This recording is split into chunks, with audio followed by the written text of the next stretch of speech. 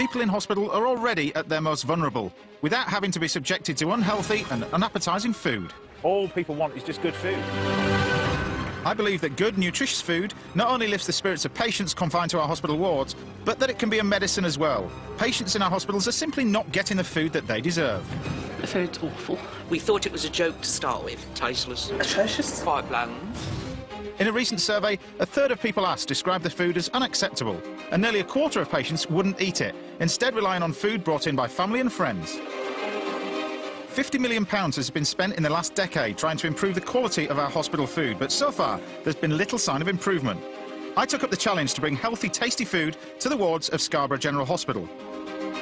And patients who had been previously turning away their food are now looking forward to meal times. And the food's excellent. No complaints whatsoever. And the soups now are brilliant. So I've proved it can be done. Now the challenge is to bring about change across the rest of the UK. You know, I'm not trying to create a Michelin-style meal, but what I am trying to create is good, simple food.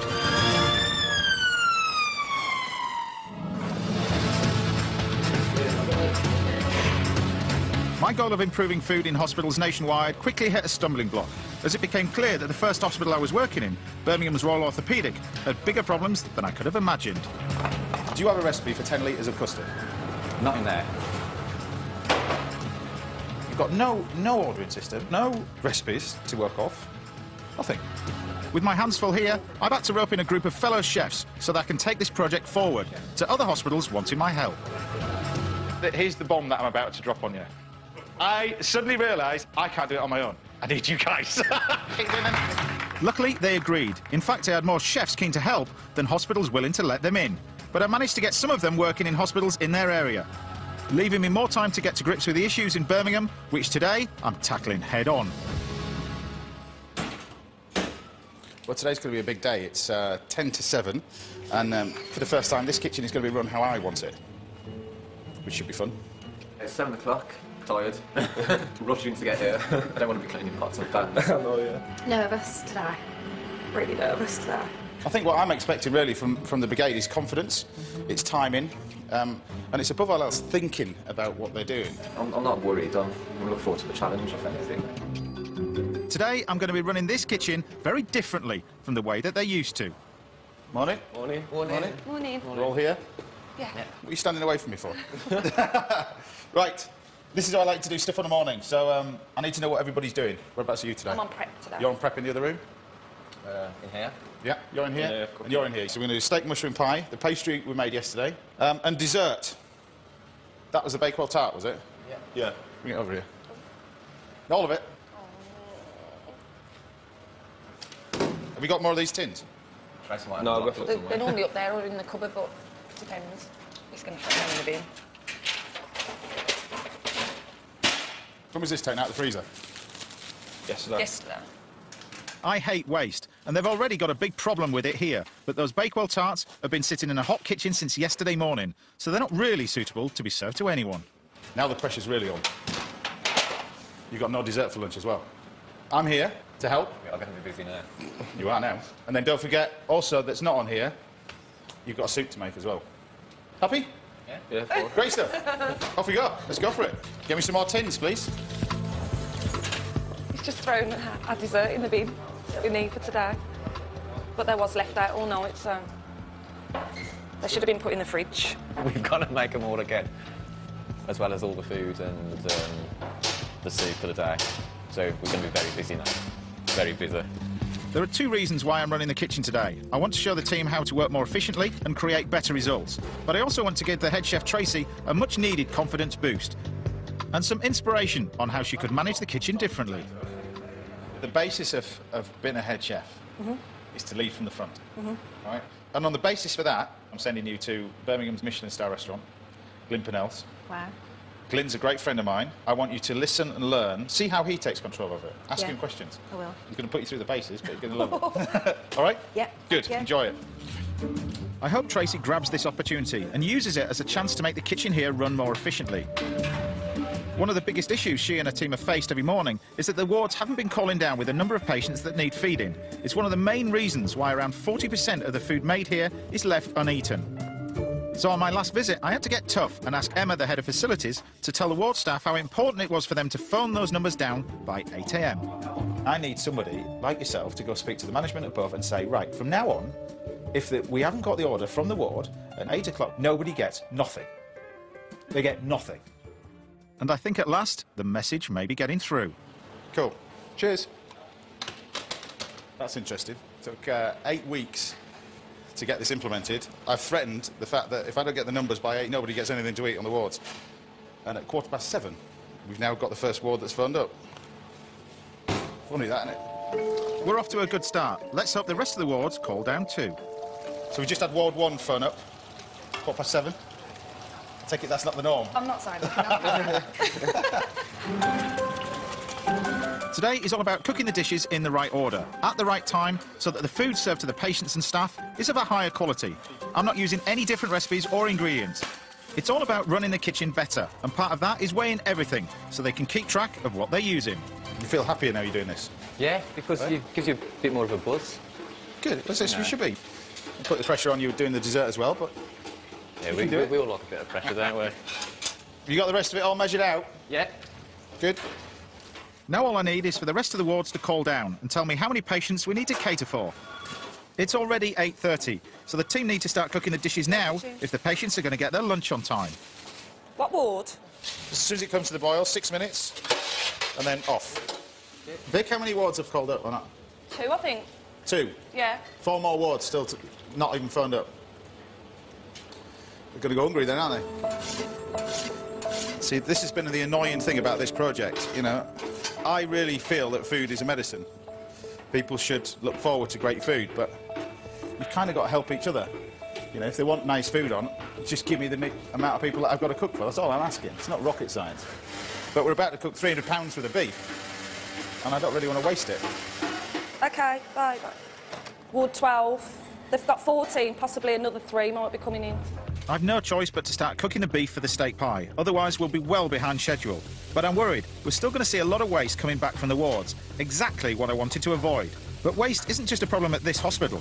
In total, a staggering 9 million hospital meals across the UK are returned to the kitchens untouched every year. Morning. Morning. How many have phoned? Vicky? Yeah? Who have you got to come? 2 and HDU. OK.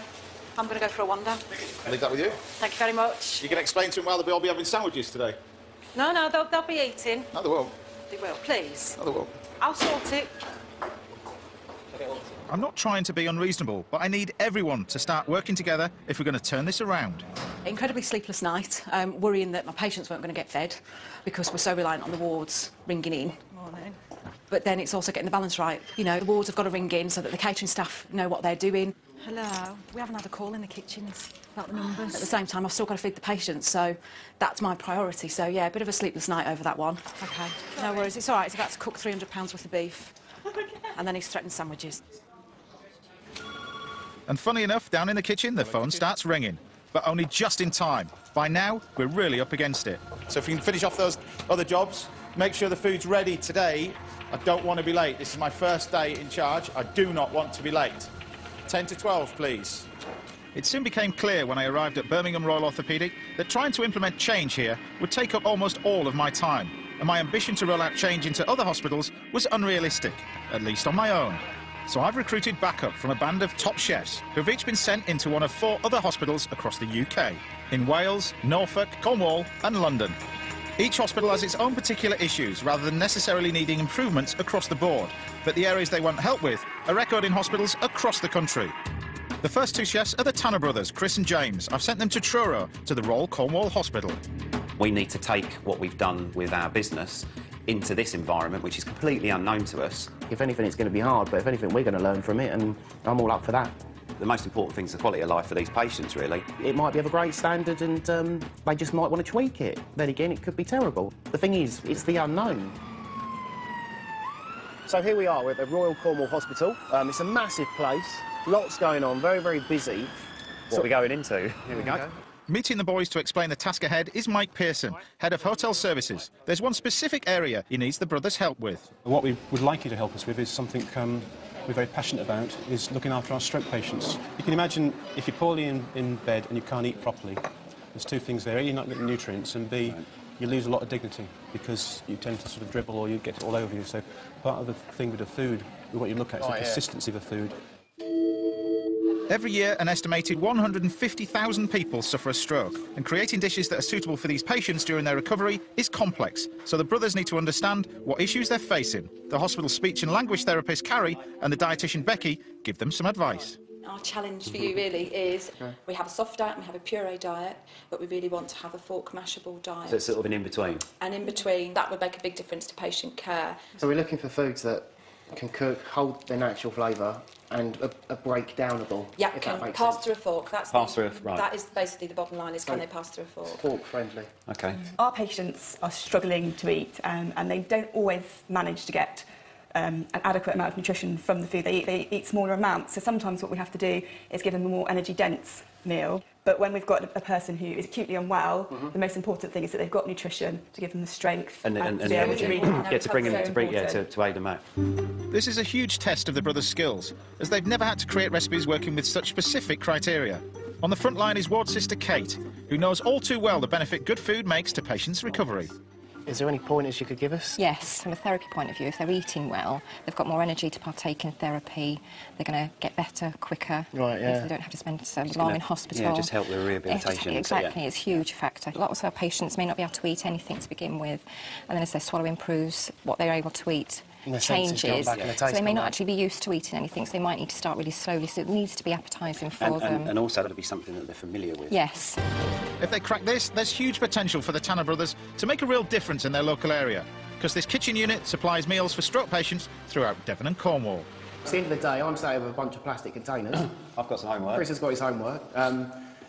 We didn't know what we're coming into. We do now. It's been a big eye-opener. I think next stage is lots of homework and research. Test it, freeze them in these, and then try and reheat them and see if they work. Because it might be great when you freeze it, but if it doesn't work when you reheat it, that defeats the whole object. You've got to put it in the bin and start again. While the Tanner brothers go away to work on their recipes, I'm in Birmingham running the kitchen, so I can show the team how to work more efficiently and produce better food. The first setback this morning was when I had to throw away all the Bakewell tarts. They'd been left out overnight, so they weren't fresh, and I didn't want to serve them to the patients and the staff. Vicky's in charge of making new ones. I feel more proud of these ones compared to the other ones. It's just, they just look completely different, and hopefully they'll know that they're fresher, and it makes you feel better about what you're giving out to the people. You get 12 out of a tart. We needed this push to change us, definitely. We've just got to keep at it. We've just got to never, ever go back to the old way. Never, ever. I don't think any of us would anyway, to be fair. We're all enjoying it a lot more. It's more satisfying. You do feel like more of a chef, yeah, definitely.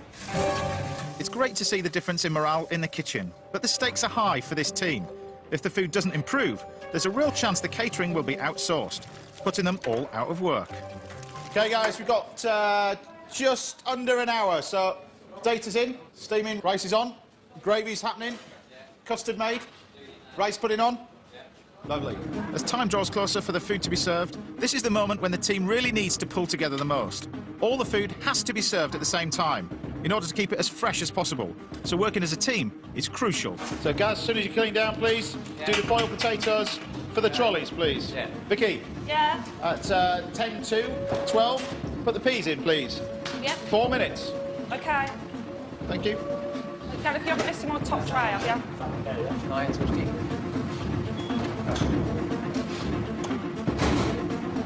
This is the busy bit now, mate.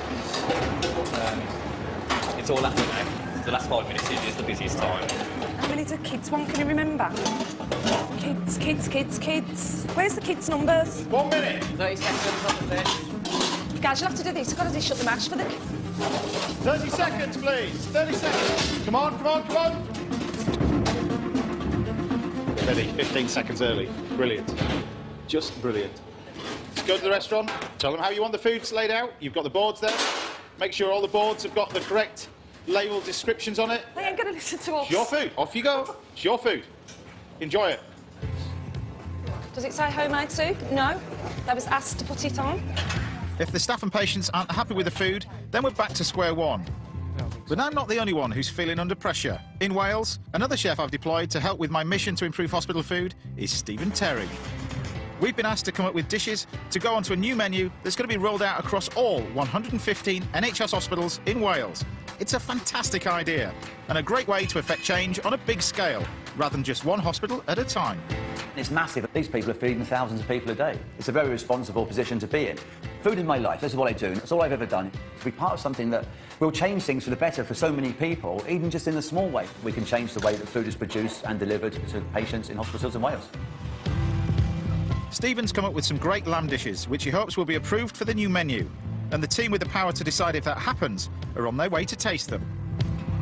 A prime objective today is to get my lamb dish on the All Wales menu, so I brought along 2 prototypes. You know, I've never made like this before. This one can go in just in the tin foil because they're all right. What temperature do you fit in there, is it? I've done 2 different styles of it, one with braised lamb, one with diced lamb, both with shoulder. 150. So I want to present those dishes to the guys today, and I think, you know, they can look at the dish, give me some feedback, get the nutritionists involved, but I think we're on to a winner, personally.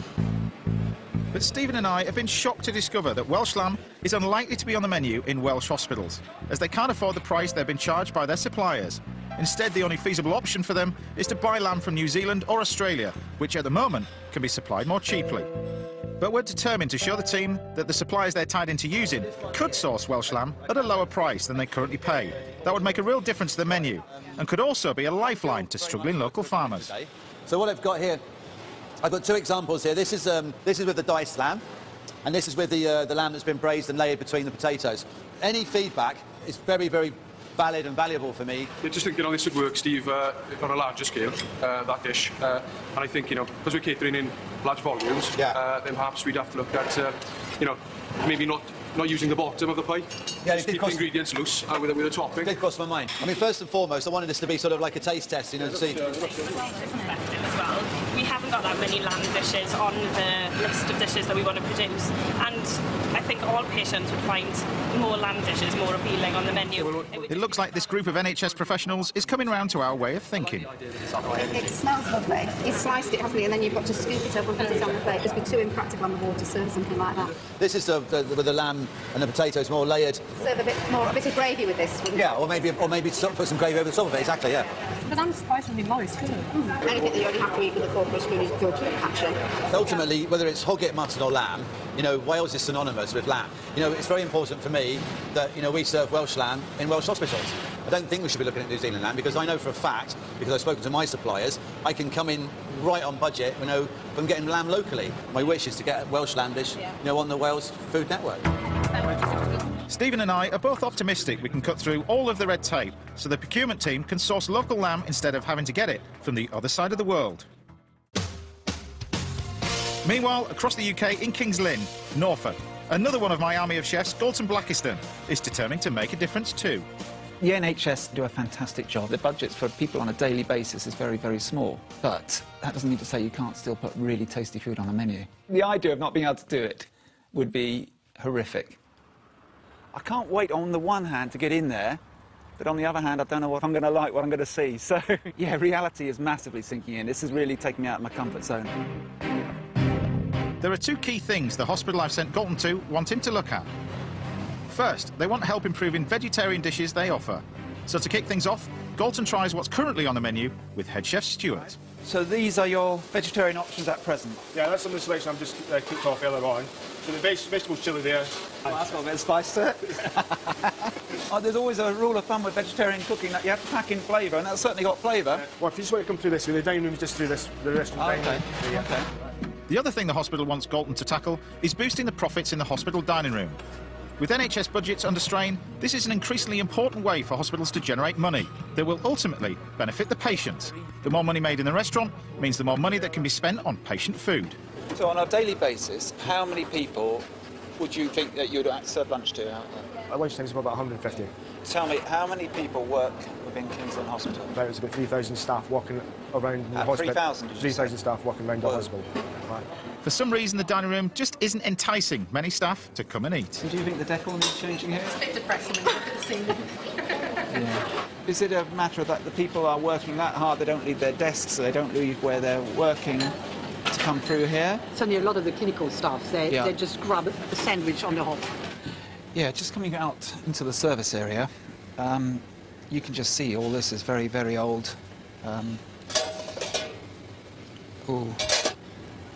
People work long hours here. They tend to probably work through their breaks at their desk or, I don't know, in surgery, wherever. Maybe something could be taken to them. So, you know, we've got our work cut out, there's no doubt about it.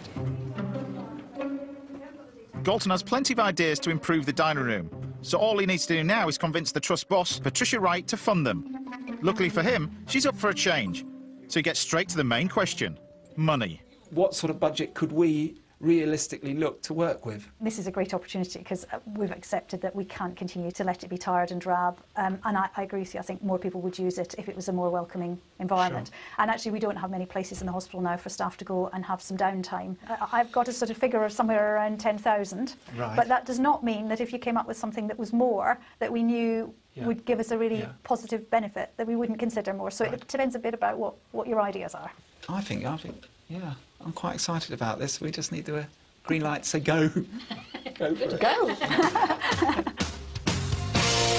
Back in Birmingham at the Royal Orthopaedic, my day as head chef is nearly over.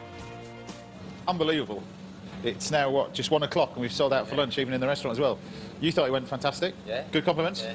Well, to push those compliments even further, the most important people in this hospital are the patients. Now, probably for the first time of many of you, I'm now going to send you upstairs to the ward. It's fantastic that all the food's sold out. That's the way it should be. But what I'm really hoping is that the patients will have seen a real difference in the meals that they were served today. Hello. Hello. You all right? Yes, thank you. What did you have? I had the Indian meal. Oh, yeah, sagaloo. Yeah, I felt quite not up to eating until today, so Oh, it's a good day to be feeling better. And Did you try the homemade soup? Yes, that was beautiful, because I'm vegetarian, so it's always nice when you get something a bit good. special on the veggie menu. Thank you. Thank you very All much. right. Thanks. Bye. Hello. Hello, it was beautiful, really nice. You didn't what did you have? I had the steak and mushroom pie. Definitely better than the hospital where I work.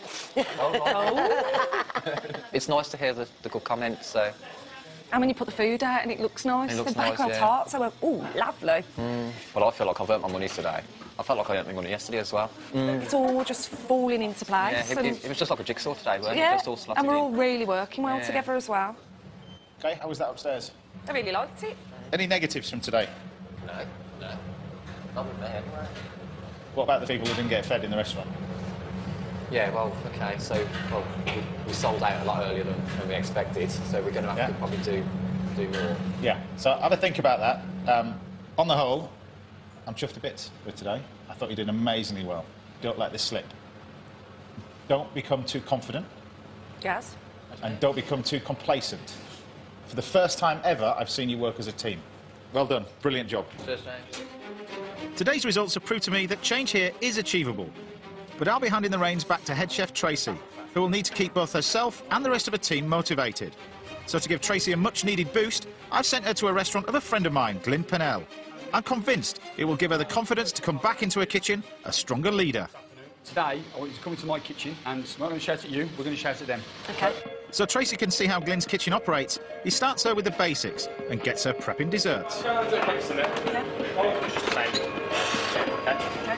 away. Same level. Don't film that. No chocolate on yet, Tyson? No, chef. Come on, take it. Go, yeah. 30 seconds, chef. 30 seconds, come on. Mango leather. Come on, chocolate away. Tracy. Yes, chef. Come on. Not the strongest start, but tonight's about learning how to exert authority and how to take the lead in the kitchen. Optimise 2 8-course. Right, OK, Tracy? Yep. So now, I'll explain, we've called the first check on. So as you've seen, it's not about shouting and being aggressive. You just call it out, project your voice. So everyone in the team understands. Ready? OK, Tracy? So, there you go. OK.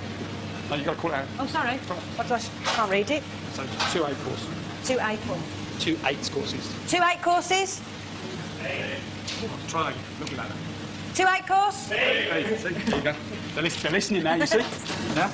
2 right away. 2 right away. Okay, come on in. Richard, the gougets ready? Haddock, please, chef. How did that feel? All right.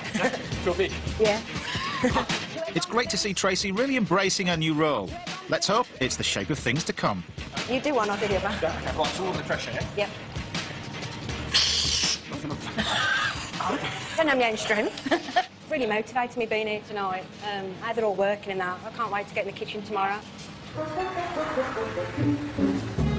So now I have all the team fired up and showing a newfound passion for the food they're cooking. I want to introduce them to local producers and the food that's available right on their doorstep. Tracy's budget for food at the hospital is £250,000, so there's a massive opportunity for them to inject some much-needed cash into the local economy. We want to know where we're going. It's outdoors, so it's got to be a farm. Fish market. It's got to be Birmingham, hasn't it? Yeah, it's got to be Birmingham. Not a farm, but a local market not far away in Lichfield. It's only a 30-mile drive from the hospital, but it feels like a world away. This is a brilliant opportunity for them to see what great fresh produce they can easily get their hands on. What? I'd love it if it was JK's house. That's Jamiroquai. He grows all his own stuff. I'm afraid not, Vicky, but hopefully it'll be just as memorable. This is twofold, really, bringing them here. I want them to meet the farmers, to understand about the produce that's on the doorstep, but also to understand how hard it is to produce that produce. You know, I was a farmer's kid for 20 years of my life before I ever became a chef.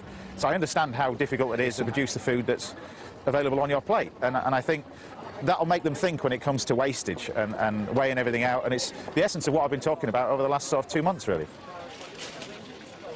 I don't know whether many of you have been out to food markets recently, but here it's where you'll get the essence of what's really around your area in particular. So I want you to have a wander around the market, taste stuff, enjoy it, ask questions, and have fun, basically. Oh, I just want to It's giving you ideas? Yeah. I've had crocodile, I've had zebra. Zebra? Yeah. Worst thing I've ever eaten was camel. Oh, you've got camel? Yeah. Oh, come on! Right, this is what I wanted to show you, these ones. Manor Farm, which is pretty local to you, all right? Now, you think of soft fruit, you think of expensive, all right? And also you think of seasonal. The strawberries are wonderful, but look at the price of these. 3, 4 or 5 in it. There's nothing wrong with those. There's nothing wrong with them. It's just when we're packing for supermarkets or local customers, the fruit that's just slightly overripe, we have to take out, and we sell it as a jamming quality. Yeah. But for any kind of sweets, jams, preserves, freezing, nothing wrong with them at all. So if you supply it to the supermarkets, a local NHS hospital is easy. Easy, yeah. We'd be delighted to get involved with something like that. And I don't think you can beat getting local produce on the menu. I have to agree. And what a great way to support local businesses, whilst at the same time giving the patients delicious and healthy meals. Now, I want to bring you here purely the fact that to understand about food, you've got to understand about the basics of food. Animals need feed. Feed, at the moment, has almost doubled in price over the last few years. The menus that you write 4 years ago, the prices that you're costing it out are totally different to what they are now. So, here's a pork producer, a local chicken producer as well? Free-range chicken producer, yeah, really not far away, about half an hour from here. So half an hour from here? So we're just a small local family business, really. And we talked about the feed prices, it's rocketed for you as well. Oh, it's, you know, it's the worst thing for us, it just cripples us really. I'm assuming if Birmingham Hospital decided to buy produce from you, it would be almost a lifesaver for you guys. Well, it would be, yeah. Everything helps, doesn't it, really, to keep businesses like ours afloat, really. This is really working, more than I anticipated, and they've really got what it's all about. It's been really, really good. Learning about where stuff comes from and about other people, how it affects other people with their businesses, and I've really liked it. Great pumpkins as well, look. Yeah. Right? When you actually look at prices, because that's one of my biggest areas that I've got to look at, and actually there are opportunities out there, and we need to start looking at those opportunities a little bit more. Wow. Yeah, no, it would be really, really good, but make some connections. It was twofold today. It's really get them here to inspire them about food, but get them to understand, you know, food isn't just available. It just suddenly doesn't appear from anywhere. It requires a lot of work, and because of that, they've got to learn to respect it a little bit more. Just delicious. It's winking at you, yeah. It's good. Today's a good day. We don't need wine. You don't need wine, no. As good as it is, come on. Bringing the team to the farmers market has really fired up their enthusiasm for food, but more importantly, got them to think about the impact they could have on their local economy. This trip has really lifted their spirits, but one fear that's never too far away from their minds is the threat of losing their jobs, which is on the cards if the catering department turns into what is usually called cook chill, bought-in meals made off-site, then reheated on the premises. Once a hospital has made the decision to rely on this method, there's usually no turning back, as the kitchens are made redundant. However, I believe there is a way to improve cook chill meals by supplementing them with fresh dishes.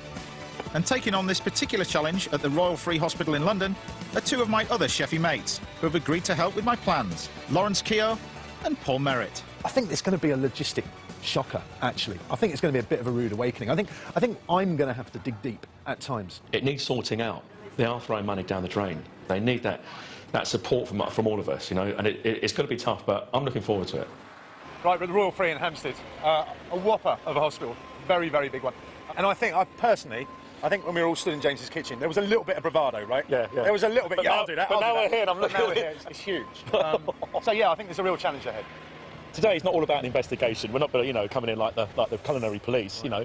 I don't want to make any mistakes. I don't want to let James down here at this stage, you know. And I want to make sure we come out of here at the end of the day really positive, you know. To find out about the hospital's catering systems, Lawrence and Paul meet up with two men with ultimate responsibility for the food at the Royal Free. Director of Facilities Jeremy and Patient Satisfaction Manager Colin. We work on a what's known as a cook-chill programme. The process is we have a central production unit that actually prepares all of the food. It comes into us, it's then picked and packed in trolleys, it goes up onto the wards, and in the wards it's then reheated at ward level. Where do you think our energies could be used to its full advantage in this process? I think one of the things we'd like to look at is vegetables.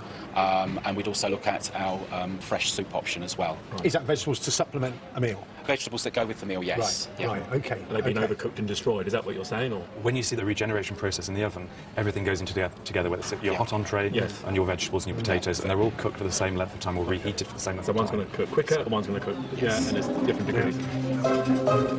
What's really positive about the Royal Free is that even though they're currently buying in their patient meals, they're still looking at ways of improving the food with the resources available to them.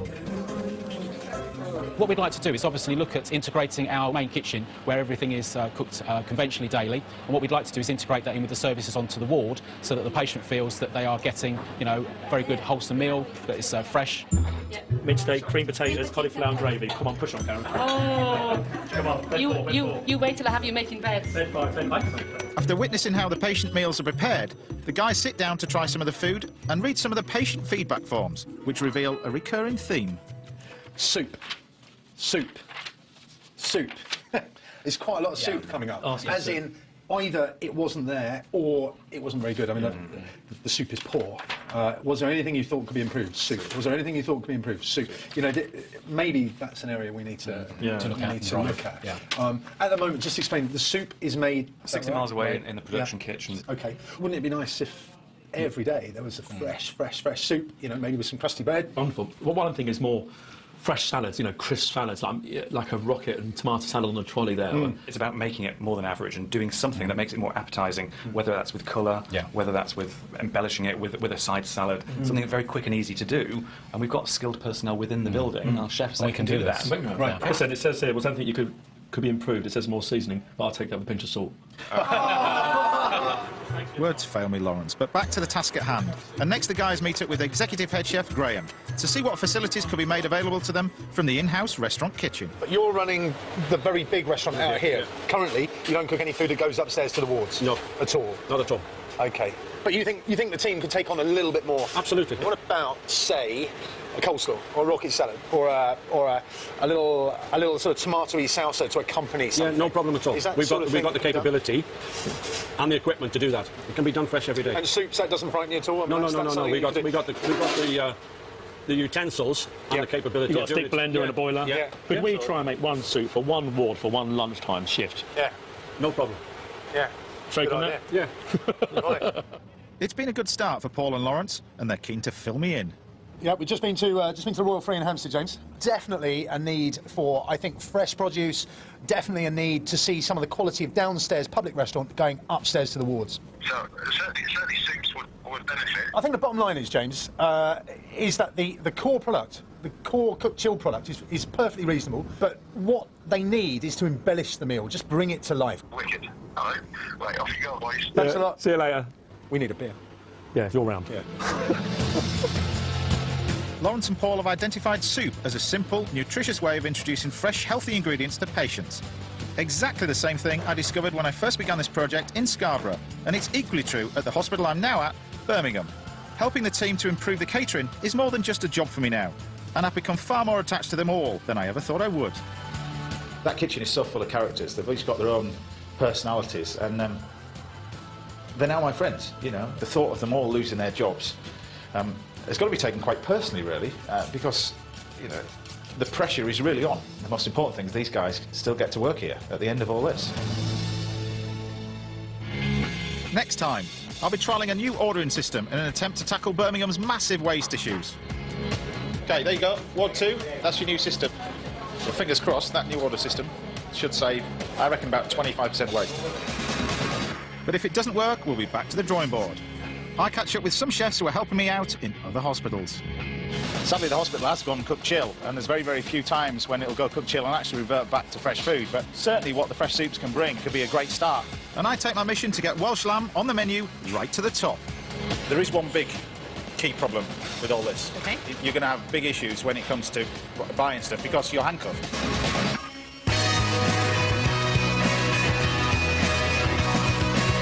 You can read about the challenge of improving hospital food online in a special TV blog. Next on BBC One, it's Homes Under the Hammer.